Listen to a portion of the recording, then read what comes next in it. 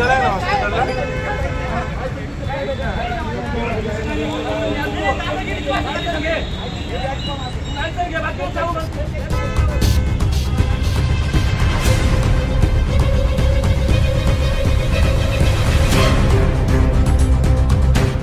नाशिक शहरात मागील काही दिवसांपासून रिक्षा चालक आणि इतर वाहन चालकांमध्ये वादाच्या घटना समोर येत आहे. आज दुपारी काठेगल्ली येथील सिग्नलवर एका दुचाकी चालक सावलीमध्ये उभा असताना पाठीमागून आलेल्या रिक्षा चालकानं त्याला गाडी पुढे घेऊन जाण्याचा इशारा दिला. यामुळे दोघांमध्ये वाद निर्माण झाला.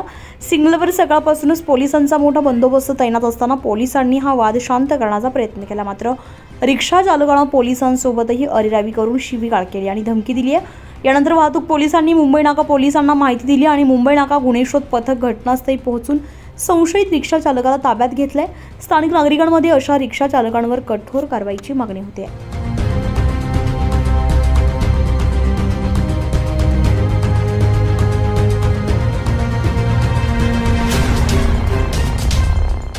न्यूज पोलखोलसाठी नासिर पठाण, नाशिक.